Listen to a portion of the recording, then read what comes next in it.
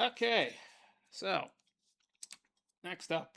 Also, I'm gonna have one a little later on a couple of trapeze albums, I think. So, or or I'll wait and I'll finish wrapping them up, playing through them all, and most of them, and do an album ranking or a top 10 song, something like not top 20.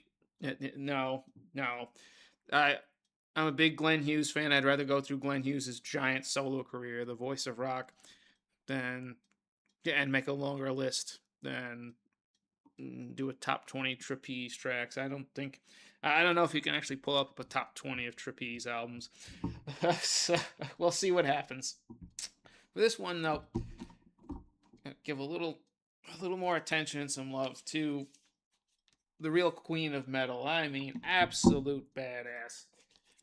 Wendy O. Williams. There's that damn glare again. That's what I get for not shutting the blinds. So this is, I'm gonna say right now, I got these in 2019, same day, and the second one, Commander of Chaos. I'm gonna tell you right now, I paid 1588 for both. These covers are, these sleeves were made kind of thin and cheap, so you know, buyer beware when you go if you actually find these. But if you find a solid all around copy, both my records play near mint, so I lucked out. But to find totally solid all around near mint or whatever, or even very good plus sleeves, you're looking somewhere about $50 to $90, depending. You know how motivated someone is to sell it and charge shipping. Go check Discogs; it's crazy. Uh, but these these albums, this is for those who don't know. Um, I mean, punk, metal, hard rock, everything thrown into just aggression thrown into a blender. Uh, originally from the Plasmatics. This is from that period where the Plasmatics didn't exist for, ooh, I want to say about 7 years, and so this was her debut solo album. This is for those who watch videos, the lady who does every show in either over the top leather or very little anything. Uh, Gets the chainsaw out, cuts through TVs on stage. Oh God, you carrying dudes around on her shoulder the whole time. Pete Parle talks about it on uh, time he interviewed her in the early '90s when the Plasmax comeback was happening, and her request is everyone's looking at this woman getting older and everything, and she's like, no, I want to do the interview walking around the room with you on my shoulder. But okay. You even had this woman did her own stunts in the videos. Look at from the Coup d'etat album from '83, The Damned. One's got a busted ankle or whatever, and she is dangling off of a speeding bus with no harnesses, climbs on the bus, rides on top of the bus somehow, and then jumps off the speeding bus onto a mattress before the dynamite and everything blows up with the bus going through a giant wall of TVs.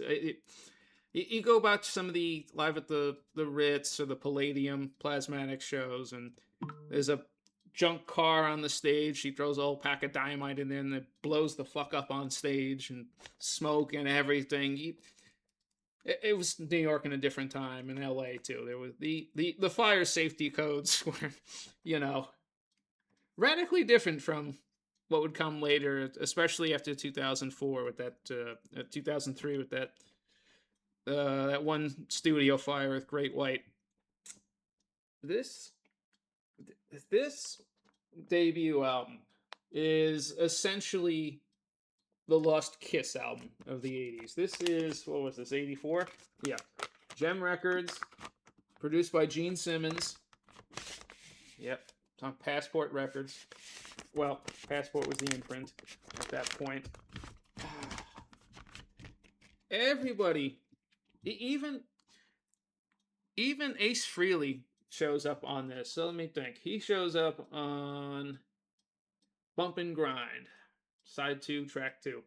And hell of a solo, and just you could tell it's Ace even if you didn't read the credits. And what's amazing is at this point, the well, let's be honest. The bad blood at that point was more uh, between Ace and Paul at that stage. Gene was producing this and said, "I want Ace to play this solo right here.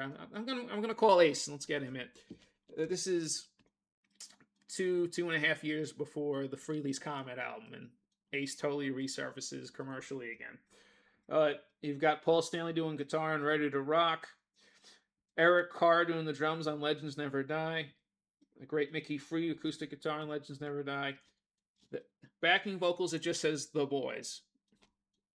We know what that means. It's Kiss. Uh, to the whole album, the choruses, everything like that. This is West Beach, rhythm guitar, lead guitar, and It's My Life was in the normal band. This is this is a heavy.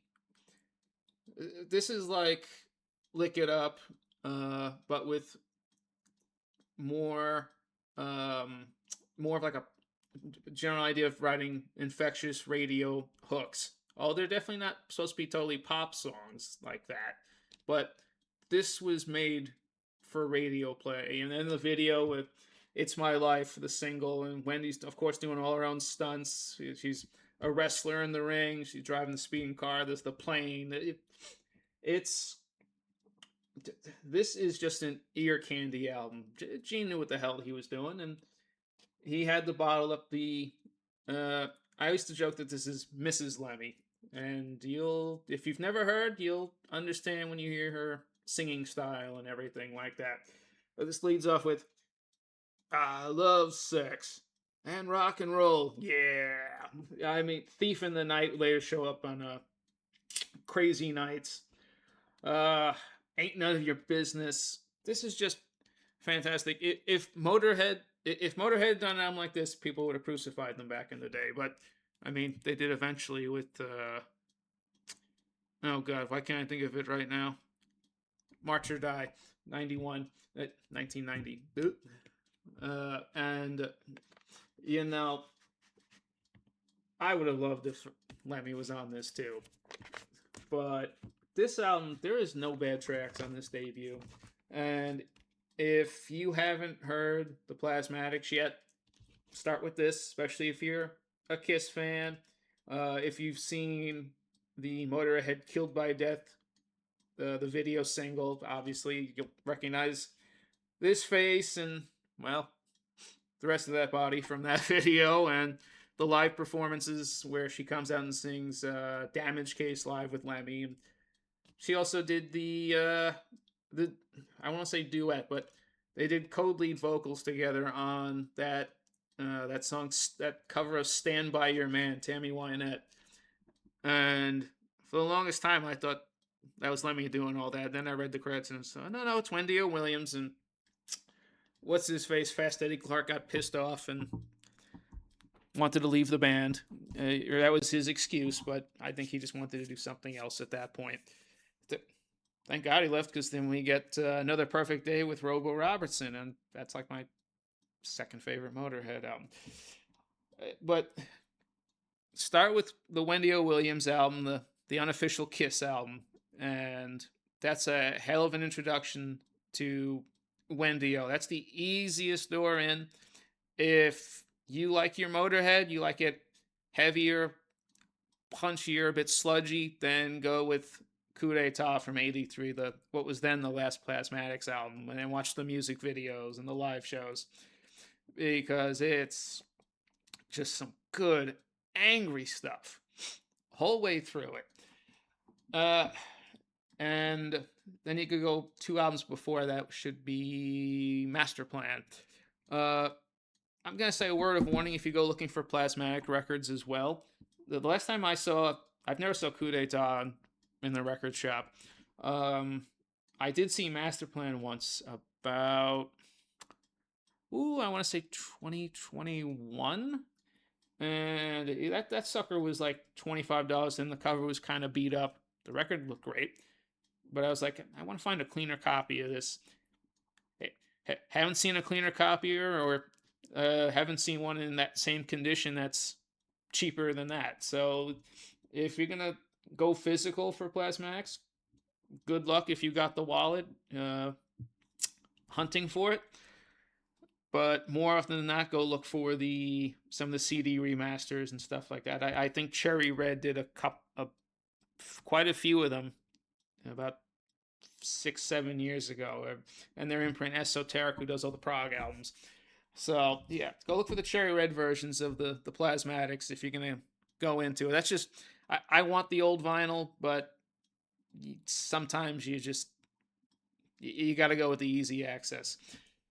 Brings me to the second one, Commander of Chaos. Now this is uh, less hook laden, MTV radio attempting capture. This is more of the middle to late Plasmatics era. We got Pedal to the Metal, Going Wild, the the live version of Ain't None of Your Business, where Wendy's doing one of her stage rants about how straight dudes are essentially, well, words I can't put on YouTube, or I would get flagged for saying that instead of the 4 letter F word, if you get my drift. So you got the cover of Jailbait for Motorhead, and of course she totally nails it, which is off the Ace of Spades album originally. Party's great. Fight for the Right. Oh, that's amazing. The last track on this album is Work That Muscle, Fuck That Booty. And she does that live on Joan Rivers' show. Of course, when she does it live, it's, ugh. Yeah, that booty. It's the it's the almost fearlessness of doing heavy metal sex anthems at that point in time. Granted, Donna Summer and Aretha before had plenty of those types of anthems in their arsenal. It's just I think something about her Wendy O's just fearless strength, and willingness to be abrasive. She wasn't going to be seen as this short or weak little woman. That was not her. That was not her belief. That was not her idea. And credit to her, she it wasn't just a gimmick. She lived it. I want to show you this original one real quick. The side 2 actually has the songs on it. This is on Gigasaurus Records. Gigasaurus, and yes, it lives up to the with a knockoff Godzilla on the label. Just absolute badass albums. Again, the Kiss one, W.O.W, is the gateway. It for most of us, and there's plenty of documentaries, little short 10-minute videos or more. Wendy O, there's stuff on the Plasmatics. There's live footage of the Plasmatics. I strongly suggest, because I don't see a lot of Wendy O Plasmatics album ranking videos. I don't. She comes up in passing a lot, or when talking about Motorhead. But I think these albums with the damn night looking gimp dude in the back on this one too. Yeah, I said it. I think that she's still got cult status at this stage. I really believe Wendy O should have a lot more notoriety and be a lot more famous at this stage, just for her influence for women in the absolute punk scene, the hardcore scene, the metal scene, the over the top theatricality, all these things that were part of the era and that she was able to stand out during. I mean, oh, and also, for fuck's sake, the bass player from the Plasmatics wrote Thrills in the Night and played bass on a couple of tracks on Animalize and other stuff. And he's a producer. Jean Beliveau? Yeah. So, you know, a lot of people from the Plasmatics actually went into a lot of different areas and did other things. But Wendy O deserves a lot more attention and love. Hopefully they figure out more licensing and we get more updated releases and things like that. I don't know what's gonna happen, but go track those down. Wendy O. Williams, second one, Commander of Chaos. And if you love that, you like the live stuff and the video footage, and you like Motorhead too, then go back to the Plasmatics, because they do shift with each album as well. Uh, More punk, and then it gets a little more accessible, and then it gets heavier as we go into the early '80s, and it's just unrelentless beyond the Gene Simmons productions. But Gene on that album, he puts it into heavier territory, so it's definitely gritty. There's no getting away from that. Okay, that's my PSA and my rant on that one. Go check it out. Yeah, enough said. Kind of wish that one was still around now, because well, I don't know if she would have stopped by now, but would be cool to see. So, all right, till the next one. See you later. As I poke myself in the damn eye right there. I know I did. Take care.